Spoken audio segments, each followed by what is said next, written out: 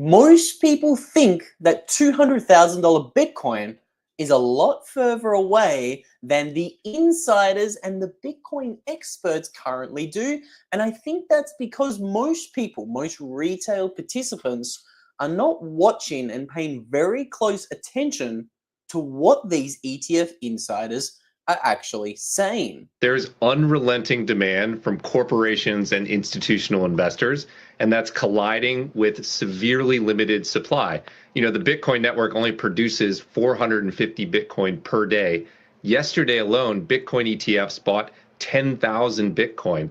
This institutional investment into Bitcoin is a one-time event. It's going to take years to play out. But I think over the course of those years, there's going to be this persistent bid where there's more demand than there is supply. And the natural response to that is what we're seeing in the market, which is Bitcoin's price goes higher. I think it has a long way to go. I think it could end the year. How far do we think it's going to go? I want to be playing the rest of that clip from Matt Hogan in today's video, but I want to also double down on something that he specifically named on national news in that CNBC clip we just talked about.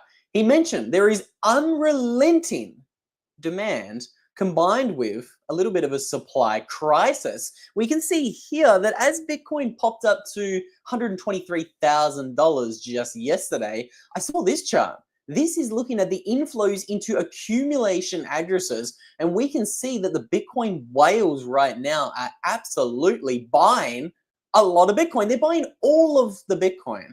And this is not only something that the Bitcoin ETF insiders like Matt Hogan is realizing, but it is also some other people in the space. Again, I want to come back to discussing exactly where Matt Hogan thinks Bitcoin is going to go in the future. But before we get there, I've got another clip. Be on track for 130,000 plus by August or September. Is that realistic? It is realistic just simply from a statistical point of view, because we just had a short-term model breakout literally like 10 days ago, and historically Bitcoin actually rallied by 20%. So that would bring us actually to 133,000. But you know, an interesting aspect that you mentioned earlier is really that the retail investors are not really participating. For them, maybe one Bitcoin seems to be too expensive. But on the other side, we have, of course, a lot of corporates, a lot of institutional investors buying. And the Bitcoin ETFs, they have bought $15 billion over the last 6 to 8 weeks. And I think the most interesting aspect is actually that only 3 crypto exchanges have more than 150,000 BTC left. So there has been a lot of Bitcoins leaving exchanges. There's not a lot of Bitcoins left on exchanges. And I think that's why a lot of people are like scrambling to really get their hands on Bitcoin, because again, there are not many Bitcoins left right now. I think that is also the most interesting thing in the market right now. The fact that there is only 3 exchanges with 150,000 Bitcoin left on them. Why do I think that's interesting? Run the numbers. Let's start breaking things down. Let's not forget, just earlier in the week, Michael Saylor became the first entity. He is the CEO of MicroStrategy, but MicroStrategy became the first entity to accumulate 600,000 coins. That's nearly 3% of the total supply. And if one new MicroStrategy wants to replicate what he just did, well, they couldn't do it because there is not enough Bitcoin on the exchanges. Again, only 3 with more than 150,000 Bitcoin. And again, something else that this gentleman mentioned that I think Matt Hogan also alluded to in that clip we played earlier was the fact that big institutions and big whales are flooding into Bitcoin. As Crypto Chevy in the chat says, the floodgates will open with these bills. We are going to be talking about the news that's just come out of the White House. Again, we've had a pretty eventful crypto week in America, in Washington, D.C. We're going to get to that in a moment, but I want to first kind of talk about the supply shock and what is going on right now with the number of Bitcoin, or should I say the rapidly shrinking number of Bitcoin on exchanges. We can see here, this purple chart is measuring the new whales. I don't think I've ever seen something go so parabolic like this before a bull run. Again, I've been buying Bitcoin since 2017, but it's very rare to see new whales emerge when Bitcoin's at an all-time high. Again, we have never seen this before. You do normally see whales accumulating Bitcoin leading into the bull run before you breach the previous all-time high. And again, obviously price rallies afterwards. And it's really strange that Bitcoin's at $120,000 today, but the new whales are still aggressively buying Bitcoin. Again, just some food for thought for those who think Bitcoin's going to top at $140,000. I tend to not agree with that kind of take. And that is because right now the consensus opinion believes Bitcoin's going to be at $150,000, $170,000. We can see here TD Cohen, another huge institution, is predicting $155,000 Bitcoin by December 2025. That is just 5 months away. We're rapidly closing in on that. We have Matt Hogan's Bitcoin price prediction that we haven't quite got to yet, but it looks as if the world is just kind of coming to the realization that, you know what, Bitcoin at $120,000 a coin, this thing is not priced appropriately. We've even got Fox News literally talking about Bitcoin going to $140,000 in the short term. This is really interesting, and this is all happening at the same time that we have Crypto Week going on in America. Again, there are some rumors that America might be announcing how much Bitcoin they officially hold on July 22nd. 6 days away from that announcement. I am waiting with bated breath, but I wouldn't be surprised if America comes out and really opens up a can of worms here. Maybe they announce, hey, we got 400,000 Bitcoin, 500,000 Bitcoin. Maybe they even say they've got 1 million Bitcoin. Who knows? Nobody does know. We might explore that topic more in a moment, but I want to play the rest of this clip from Matt Hogan, who again, ETF insider, Bitwise has got a ton of Bitcoin under management. Let's listen to where he thinks Bitcoin's going next. To 200,000. So I would get used to this story of new all-time highs. Yeah, I think we're going to be there in a couple months at this rate, maybe a couple of weeks. Emily, what would you add to that? I agree with everything that Matt said. And also, I would add that obviously some of this has to do with the vibe shift in the United States. As you know, crypto runs on vibes. There has been a major vibe shift from the U.S. Presidential administration. Kelly, you and I have talked about this so much over the years. For the past few years, there was so much regulatory uncertainty in the United States. There were projects and startups avoiding the United States because of that regulatory uncertainty. And crypto, even though in theory is not supposed to depend on any government and is supposed to be independent of any administration, it does, mainstream investors and specifically institutions do take their cues from government. So when you have a new administration coming in and they're clearly very pro-Bitcoin. So it is true that the big boys do listen to what governments are saying. I'm not going to dispute that. That is absolutely true. But I think what gets missed is the fact that eventually every government will be forced to embrace Bitcoin. It's just a matter of time. This is going to happen. We're just watching the dominoes fall day after day after day after day, that the world's biggest institutions are now FOMOing into Bitcoin. But what I do think is very interesting is Matt Hogan's bullish. He's predicting $200,000 Bitcoin. And again, I just want to remind you guys, Matt Hogan and Bitwise, they've been very bullish on Bitcoin for a long amount of time now. They're not just jumping on the Bitcoin all-time high bandwagon like you see a lot of people are doing recently with the price of Bitcoin going bananas. We'll check in on the price of Bitcoin here in a moment, but I just want to remind you guys, Bitwise has been predicting $200,000, $300,000, $500,000 Bitcoin for some time now. They haven't just jumped on this bandwagon recently.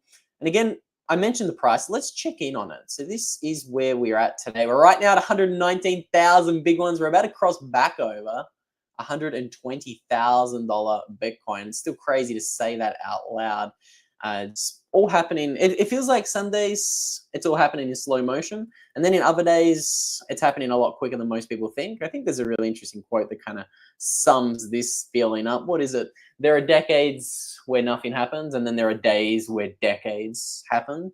Again, the next 6 months I think is going to be a period of time where it does kind of feel like decades are going to be happening day after day after day as we watch some of the biggest institutions embrace Bitcoin. I haven't had the chance to do a little bit of a deep dive on this news topic yet, but I did see $700 billion banking giant Deutsche Bank, again, one of the biggest banks in not only Germany, but all of Europe, is now beginning to offer Bitcoin trade-ins to its clients. This is huge. The floodgates are officially opened, and I do think this is just the beginning of Bitcoin's bull run. Why do I say that? Well, I say that because of what I'm about to show you here in a moment. What typically causes Bitcoin parabolas? and Bitcoin price peaks. Of course, it's the retail buying frenzy. And if we jump on over here and take a little bit of a peep at Google search trends for Bitcoin, we can see we're still pretty much at bear market lows. Look at this thing. This is globally, and you can see 2021 peak, we're at about 70. We're obviously at 100 in 2017. That was a proper mania. I do think we're actually going to see a 2017-esque mania once again. I don't think 2021 was a real bull run, and it's not just because of the Google search trend data backing this up. I just think there were a lot of contributing factors that kind of explained why that bull run was cut short. We're not going to get into them just yet. But what I do think is interesting, if we zoom in here on the past 30 days on Google search, we can see that we've seen a little bit of Bitcoin interest here emerge once again on Google for Bitcoin. Normies are now beginning to search. What is Bitcoin? What is money? Should I investigate Bitcoin? Should I buy Bitcoin? We are now starting to see the normies enter back into the space. And again, I'll remind you, it is the normies that create these massive parabolas in the Bitcoin price. I've seen a narrative prevailing the Bitcoin space recently. A lot of people are now beginning to think that we're never going to see a parabola ever again. A lot of people are saying, oh, the institutions are here. The institutions are going to dampen the volatility. I don't think so. I don't think the institutions are going to dampen the volatility. Again, I just think that them joining Bitcoin in 2025 when we're a $2.5 trillion asset is just part of the course. This is what we have always expected. I really don't think the volatility is going to decrease for at least another 10 years. I don't think that time comes until Bitcoin's worth maybe $100 trillion worth of value from a market cap perspective. The reason why I settle on about that number of 100 trillion is, again, there's $900 trillion of wealth in the world. I think Bitcoin can get to $300 to $400 trillion much quicker than most people think. And again, when we've got a market cap that big, we're talking about Bitcoin in the tens, if not hundreds of millions of dollars per coin. So again, I just think if that's kind of like the fair value of Bitcoin today, $2 to $3 to $400 trillion. Again, I don't think that's an absurd take. The real estate market's $350 trillion today. Why can't Bitcoin be the same size? I don't think it's an absurd take, but I think the path to go from 2 trillion, where we are today, to 100 trillion, I think that's going to actually be incredibly volatile. I think it's going to happen really quickly with a lot of really sharp drawdowns. And I do think that $100 trillion mark, that's when the volatility is going to start decreasing. Now, again, the experts don't think that. Most people in the Bitcoin space think that we've now begun to see the era of institutions dampening the Bitcoin volatility. Again, just think about how absurd that is. We're a $2 trillion asset. If you think that maybe Bitcoin is going to be a $10 trillion market cap asset for the next decade or 2 decades, and that's kind of like your cap on where you think Bitcoin's going to be, it's just going to be digital gold, it's going to be worth $500,000 a coin, then I would actually agree with that take. Okay, maybe we will start seeing diminishing returns. We're at $2.5 trillion. I would agree that we're not going to see increasing volatility to get to 10 trillion. But I just think everybody's bearish on Bitcoin, which is why we're going to see more volatility in the future. Something else that speaks to more volatility in the future is this chart right here. Again, I encourage people, think about 2017. If you weren't hearing Bitcoin in 2017, it was wild. It was face melting. We saw a 20x. We literally saw a 20x in price in the space of 9 months. And again, most people in the space today have not experienced what that feels like and how crazy the space gets when Bitcoin's seen 20, 30, 40% swings every single day. I think that is what we're going to be seeing here again in the not too distant future. The fact that we're still seeing new whales accumulate Bitcoin at the rate that they're accumulating right now is really interesting. And again, all of this is happening as the world's central banks are aggressively expanding the money supply. We've got the European central banks M2, China's central bank, and America's M2 money supply on this chart. You can see it's expanding rapidly. And if you believe that Bitcoin is correlated to the global money supply, which I do believe, you can see pretty clearly Bitcoin could be playing catch up here in the not too distant future. This chart here implies that if Bitcoin simply catches up to where the global money supply is today, we'd be at about $200,000 a coin in the next 3 to 6 months. Again, that's kind of my base case. I think we're at 200,000 in the next 3 to 6 months. Again, I don't like to make predictions about the price of Bitcoin in the short term because, as I tell you nearly every day on this YouTube channel, nobody knows where the price of Bitcoin is going in the short term, especially me. But I do think this is pretty interesting that, hey, it would have to take a 3 to 4 year trend breaking for Bitcoin to not be at $200,000 in the next 3 months. Because then we've been very correlated to the money supply here for some time now. I know I've got a chart here looking at just how tight that correlation has been. And again, I'm the one who always says all your models are broken, like including this one. I'm just showing you guys all of the data that I'm looking at. I think this is an interesting chart. We have been incredibly correlated to the money supply for some time now. So again, a lot of people hear $200,000 predictions and they think that's crazy. Bitcoin can't go there. I mean, it's really not. That's crazy. I think Bitcoin would have to break if we were to, not see $200,000 over the next 6 months. I'm not saying it can't happen. Sure, there's a 5% probability Bitcoin's already topped. It's a chance. I just don't think it's likely. This is the thing that I encourage you guys to always think about. Never think never think about your wealth, financial markets, or anything in absolutes. There is no black and white. The truth is always gray. And I think everything is a probability. We don't know what's going to happen. We don't know what this Bitcoin bull run is going to look like. Again, I think it's super interesting that when we kind of zoom out and have a look at each bull run, the 2013, the 2017, and the 2021 Bitcoin bull run, we haven't even really started approaching the mania phase yet for Bitcoin. I know some people were. I was slightly entertained earlier in the week watching Bitcoin rip from 108 to 123 in a matter of 3 days. That was mildly entertaining, but I think I tweeted this out. Like, wake me up when we're at 300,000. That's when I might actually feel something. And again, this is because Bitcoin has not even begun the most parabolic phase of its cycles. I love this chart, the banana zone. I think it's a great visualization that I think correctly prepares people to feel the volatility that is coming. As you can see, the real volatility doesn't actually come until we're well and truly past previous all-time highs. Yeah, you could say we're 20% above our all-time high today. We're at $120,000 a coin. Previous all-time high was what, $65,000 a coin.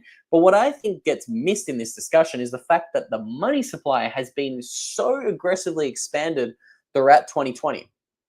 If you actually have a look at the inflation-adjusted Bitcoin all-time high in 2021 of $65,000 a coin, Bitcoin's really only just above that all-time high because inflation-adjusted, I believe the current all-time high for Bitcoin would be like $105,000 a coin.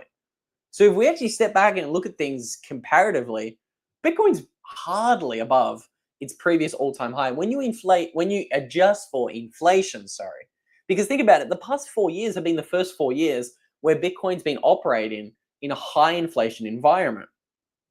Again, between 2008 when Bitcoin's created and 2020, there was very low CPI inflation. We can talk about why the CPI should be named the CP-lie maybe later on in today's live stream. But between 2008 and 2020, CP-lie was only about 2% per year. Again, it's only been in recent years we've become accustomed and we've become normalized to the idea that 3, 4, even 9% inflation in 2021 is the new normal. So again, that's just a perspective I think's really interesting. We are going to actually, my boy JF is in the chat. So we are going to be actually having a look at the Bitcoin on the OTC desks. I do have some interesting charts to show you about that. Let's dive into, or should we jump into Bitcoin OTC desks left? I do want to show you the Bitcoin OTC desks and the supply, because there's an interesting narrative emerging right now in the Bitcoin space. We have whales moving 80,000 Bitcoin. I do want to talk about that more maybe in a moment. I think I want to keep talking about the bull run before we get to talking about where is those 80,000 Bitcoin being sent and who is moving those 80,000 Bitcoin. I mean that is a lot of Bitcoin. I personally just think it's a Bitcoin OG moving some Bitcoin around, maybe taking a little bit of profit, maybe borrowing against his Bitcoin. Again, the price of Bitcoin today is at 120,000. 10 years ago, we're probably at $120. Okay, this is pretty crazy. And again, this kind of goes back to what I always encourage you guys to do. Don't make any mistakes this bull run. Just be really cautious. You know, don't use leverage. Don't trade shitcoins. Don't trade your Bitcoin. Don't leverage trade your Bitcoin. Don't sell your Bitcoin. Don't pay taxes when you don't have to pay taxes on your Bitcoin selling. Just again, be very prepared for this bull run. Things are going to get really wild. I like to tell you guys about a solution that I think you can use in this bull run to actually spend some of your increased value. Again, when Bitcoin goes up, your savings is worth more. You naturally want to use that money. Most people make the critical mistake of selling their Bitcoin. I don't think you have to do that. I actually think borrowing against your Bitcoin is the best thing to do this Bitcoin bull run. I know I say that, but I'm even doing that myself over here on FIREFISH. So these guys are a fully backed, transparent, open sourced Bitcoin peer-to-peer lending platform. Again, peer-to-peer, and these guys do not take custody of the Bitcoin. They're just like the Bitcoin well. Again, they're an exchange that doesn't take custody of your Bitcoin. This is why I love what FIREFISH is doing. This is why I'm personally using FIREFISH this Bitcoin bull run. I've actually got a video coming. I'm going to be titling it My Bitcoin Exit Strategy for 2025 and 2026. I think it's going to be an interesting one, but the 736 of you guys on today's live stream between YouTube and Twitter, I'm going to show you guys a little bit of a sneak peek of what I've been playing around with. Essentially, I've been testing all of these lending platforms to kind of prepare myself for this volatility, because like I always tell you guys, things are going to happen a lot quicker than you might think. Again, in 2017, what did we see? Bitcoin was doubling nearly every couple of days, which is kind of crazy when you think about it. But Bitcoin went from 10K to 20K in literally hours. It was kind of crazy. So I like to actually prepare for the bull run ahead of time. I've been crunching some maths on exactly what I'm going to be doing this next Bitcoin bull run, running all sorts of different hypothetical scenarios. So again, I've actually already created a loan on FIREFISH, just playing around with it. And I was actually shocked at how easy it was to create this loan on FIREFISH. It lets you add collateral to the loan in seconds, tells you your liquidation price. Super cool. So again, if you guys want to start using FIREFISH to borrow against your Bitcoin, which I think is the superior way to realize some of your gains in Bitcoin, obviously without paying taxes, you can actually use the link down below. And I believe if you use a promo code Luke, L-U-K-E, you're going to be even getting your hands on a 30% discount on your first loan. So take advantage of that and check it out in the description down below. I do want to talk a little bit more about this, my Bitcoin exit strategy for 2025 and 2026. I don't want you guys to get the wrong impression. I'm certainly not exiting Bitcoin, but I think borrowing against your Bitcoin at the right time could be something that I think a lot of people might want to hear about. Because again, we can see right now, some people are clearly taking their Bitcoin off the exchanges pretty quickly to do something with it. Now, actually, before I get there, I did want to talk about this. This is kind of breaking news. We can see the Genius Act, the Anti-CBDC Act, and the Clarity Act all just passed. This is pretty interesting. So we're one step closer to law. Again, America has a little bit of a bloated judicial system. These acts aren't laws yet, but they've passed yet another round. So I think this is incredibly optimistic. And I think this is going to be, like, Bitcoin being embraced in America is going to be the thing that fulfills what many senators in America are openly predicting. Again, Senator Cynthia Lummis was recently on an interview, and she said Bitcoin will grow to $200 trillion per coin. That's $9.5 million per Bitcoin. Again, it's not just me with the crazy haircut talking about $200 trillion market caps for Bitcoin. We have senators in America openly saying the quiet parts out loud. I think that was super interesting. And I think with all that said, guys, it's been a super bullish week. Again, do not make the mistake of selling your Bitcoin. Otherwise, you're going to look like Bulgaria.